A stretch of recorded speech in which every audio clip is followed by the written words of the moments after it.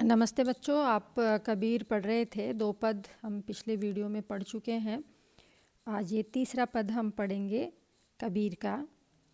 पंडित वाद वदंते झूठा, राम कहा दुनिया गति पावे, कांड कहा मुख मीठा, पावक कहा पाँव जे धाजे, जल के तृषा बुझाई, भोजन कहा भूस जे भाजे, तो सब कोई तिर जाई।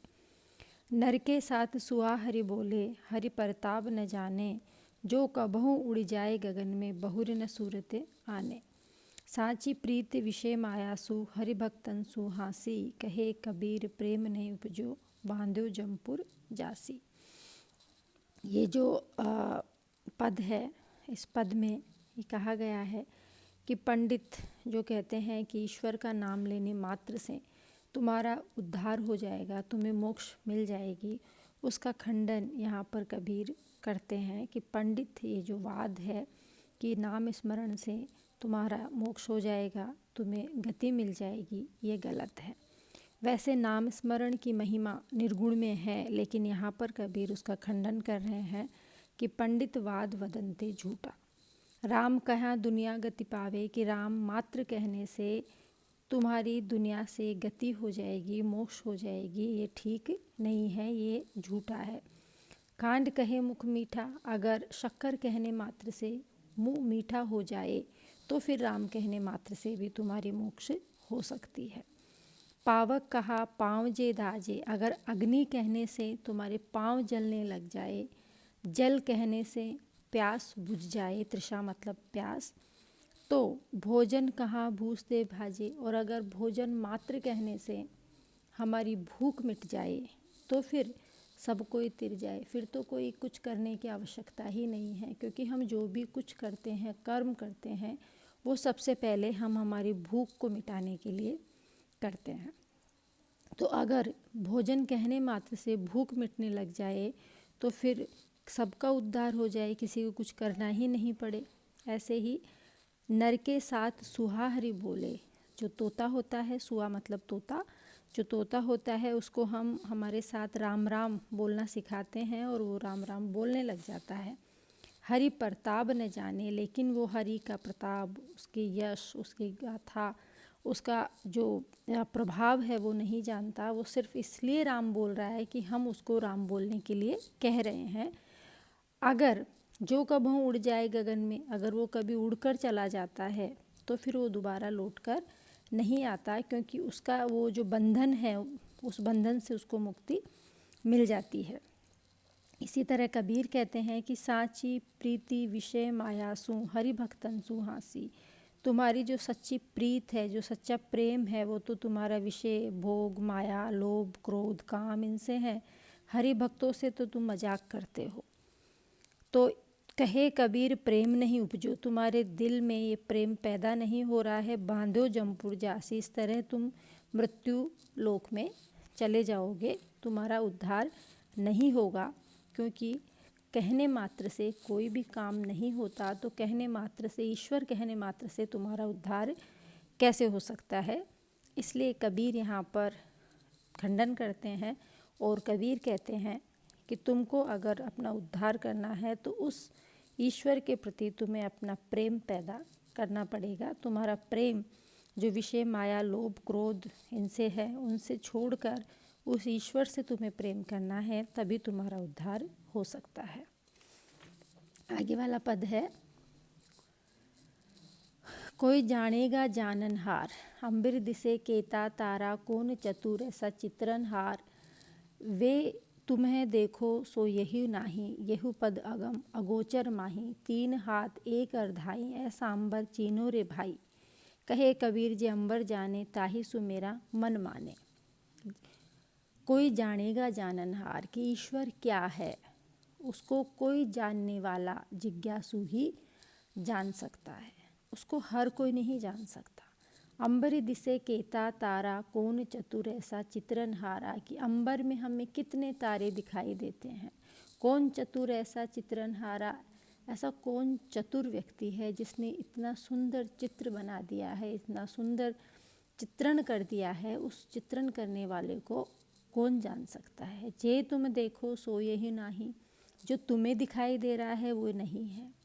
यहु पद अगम अगोचर माही। ये जो है वो सब अगम है, अगोचर है, जिसको देखा नहीं जा सकता, जो पूरी तरह फैला हुआ है, विस्तृत है। 3 हाथ 1 अरधाई, ऐसा अंबर चीनो रे भाई। 3 हाथ 1 अरधाई कि जो तीनों लोकों में व्याप्त है, उसको तुम कैसे ढूंढोगे। ऐसा अंबर चीनो रे भाई, ऐसा आसमान, ऐसा आकाश तुम ढूंढो जहाँ पर तीनों लोकों में तुम्हें वो दिखाई दे। कहे कबीर जी अंबर जाने, वो अंबर वो आकाश तुम अगर जानने लग जाओगे, ताही सु मेरा मन माने, उसी को मेरा मन मानेगा। अभी चौथा पद तक आपने पढ़ लिया। इसके बाद हम जो ये कबीर के साखियाँ हैं इधर, ये हम पढ़ेंगे। ये जो आपने पद पढ़े उससे थोड़ा अलग साखियाँ हैं। इसमें आपको जो मैंने बताया था कि कबीर की जो धारणा है या कबीर पे जो भारतीयता का प्रभाव है, कि जो प्रिय है, जो उसका प्रियतम है ईश्वर, वो पति है और जो जीवात्मा है वो पत्नी है। अब जीवात्मा परमात्मा से बिछुड़ गई है और उसको वो मिलने के लिए आतुर है, व्याकुल है। उसी जो विरहिणी जीवात्मा है, उसी का वर्णन इन साखियों में कबीर ने किया है। विरन उठे भी पड़े दर्शन कारिन राम, मुआ पीछे देऊंगे सो दर्शन की ही काम। विरहन उठे भी पड़े कि वो विरहिणी जीवात्मा उठ उठ कर गिरती है। दर्शन कारिन राम, हे राम, हे पर ब्रह्म परमात्मा, आपके दर्शन के कारण वो विरहिणी जीवात्मा उठ उठ कर गिरती है। मुआ पीछे देऊंगे सो दर्शन की ही काम। मुआ मतलब मरने के बाद, पीछे मतलब बाद। अगर मरने के बाद तुम उसको दर्शन दोगे, सो दर्शन की ही काम, तो फिर वो दर्शन, तुम्हारा मिलना उसके किस काम का रहेगा। यानी कि हे ईश्वर, ये जीवात्मा रूपी विरहिणी जो है, उसको तुम उसके जीते जी दर्शन दे दो। अगर मर जाऊंगी और मरने के बाद तुम मुझे दर्शन दोगे, तो फिर ये दर्शन किसी काम का नहीं रहेगा। मुआ पीछे जिन मिले कहे कबीरा राम, पाथर घाटा लोह सब तब पारस कोने काम। नीचे वाली लाइन से आप देखिए, पाथर घाटा लोह सब तब पारस कोने काम।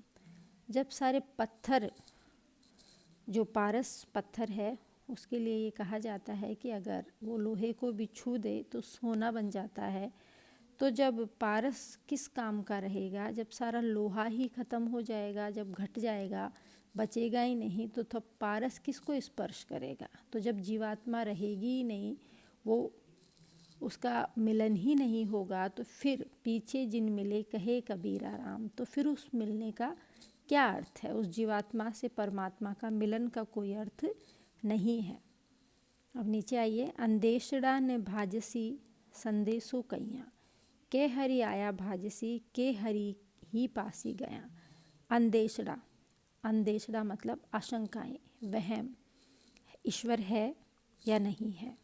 अंदेशा, संदेशो कैया, ये अंदेशा संदेश कहने मात्र से नहीं जाएगा। कोई ये कहे कि ईश्वर है, हम नहीं मान सकते। कोई ये कहे ईश्वर नहीं है, ये भी हम नहीं मान सकते। तो ये संदेश मात्र कहने से ये अंदेशे या आशंकाएं खत्म नहीं होगी। के हरि आया भाजसी, ये तो या तो ईश्वर हमें आकर मिले, या के हरि ही पासी गया, या फिर मैं स्वयं उस ईश्वर के पास चले जाऊं। यह तनु जालो मसी करूं जो धुआं जाई सरग, मति वे राम दया करे बरसी बुझाई अग। यह तन जालू मसी करूं कि यह शरीर जलाकर मैं शाही बना लूं, जो धुआं जाए सर्ग, और जो धुआं इसको जलाने से स्वर्ग में जाएगा, स्वर्ग में जाएगा।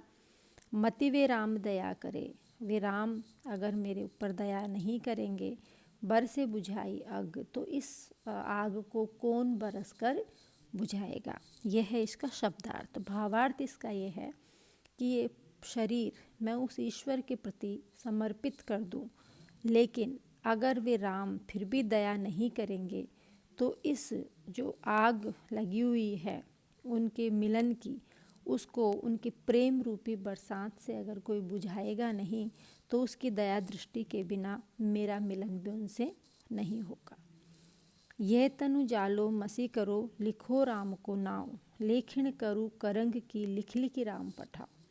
आगे कबीर कहते हैं कि ये तन जालो मसी करो, ये शरीर जलाकर मैं इसकी शाही बनाऊं, और लिखो राम को नाम, राम का नाम लिखने के लिए क्या करूं, लेखनी करूं करंक की, करंक मतलब हड्डियों की, मैं अपनी जो कलम बनाऊं मेरी हड्डियों की बनाऊं, और लिख लिख राम पठाऊं, और राम लिख लिख कर मैं भेजूं, तब मुझे वो ईश्वर का मिलन होगा।